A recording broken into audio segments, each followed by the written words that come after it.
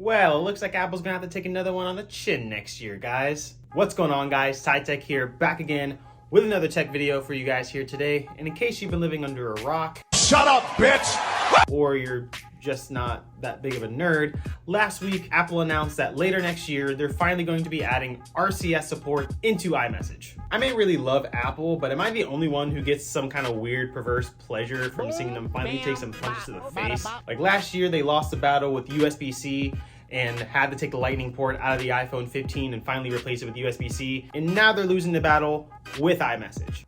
Kind of.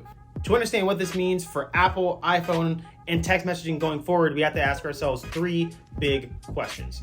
What is RCS? Why is this such a big deal? And what this means for Apple, the iPhone, and iMessage going forward. But before we get into the video, guys, if you guys enjoyed what you see, don't forget to like, share, and subscribe. And leave a comment down below if you guys use iMessage or RCS. And that's exactly where we're going to start here. What is RCS?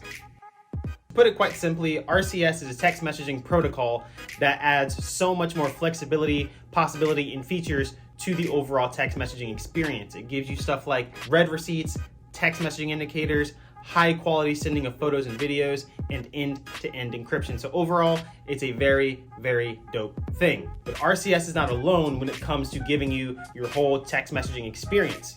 It works alongside SMS and MMS. SMS stands for Short Messaging Service. MMS stands for Multimedia Messaging Service. So MMS you're using whenever you're sending your standard text message. Every phone has this. And MMS you're using to send your photos, videos, files, GIFs, memes, anything like that. Both of these will send your text messages over the cellular network. So when you're telling your boyfriend that you love him, but then you go send your ex a nude to yourself, you're using SMS and MMS. But that leads us to our second question. Why is this such a big deal? Well, because Apple doesn't use RCS. They, of course, use iMessage, which is their own text messaging system, which uses mobile data or Wi-Fi to send your text messages, your photos, your videos over to anyone else who's using an iPhone. iMessage is so big in the United States in particular that it's actually one of the reasons why Apple has like a 50% market share of smartphones in this country. It's freaking ridiculous. And that large presence of Apple is also the reason why it's been scientifically proven that you're more attractive when you're using an iPhone. Is that why you use an iPhone? I plead the fifth. We all have that one family member or friend that we tried convincing to move from Android to iPhone so that they can use things like iMessage and all the features that it provides. It's one of the reasons why people tend to switch from Android to iPhone. And Apple knows that. They know that so much that literal Apple engineer Craig Federighi said that adding an iMessage equivalent into Android, so that we can have, more of the fam at the table, you know what I'm saying? He literally said that adding an iMessage equivalent would only serve to remove a barrier from iPhone families giving their kids Android phones, which on one hand is an exceptional amount of business acumen, but also that's kind of fucked up. Even Tim Cook said, if your mom wants to communicate with Android users, buy her an iPhone. Fuck grandma and her A14. But Apple adding RCS support into iMessage has been something that consumers and we in the tech community have been asking for years now, to the point that some companies have actually started getting a bit passive aggressive with it. Shout out to Carl Pei. Meanwhile,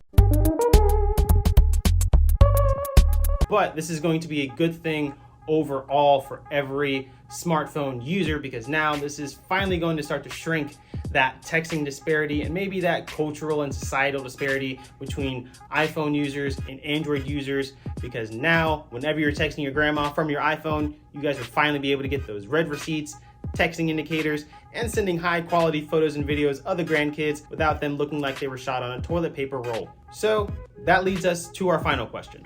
What does this mean for Apple, the iPhone, and iMessage going forward? Well, we know a couple of things. One, Apple announced that iMessage is not going anywhere. It's still going to be the default messaging app on iPhones and all Apple devices. RCS is only going to supplant and work alongside SMS and MMS when it is available. Essentially, this means two things. The Android devices being used to text has to be RCS compatible, and 2, the iPhone also has to have RCS implemented in it as well. And since Apple says that this is going to be released later next year, which I'm assuming is going to be iOS 18, the iPhone also has to be running iOS 18 or later. So those are just some things that I surmise, especially the second one, because we don't know how this is really going to play out on Apple's side, since Android has been using RCS for years now.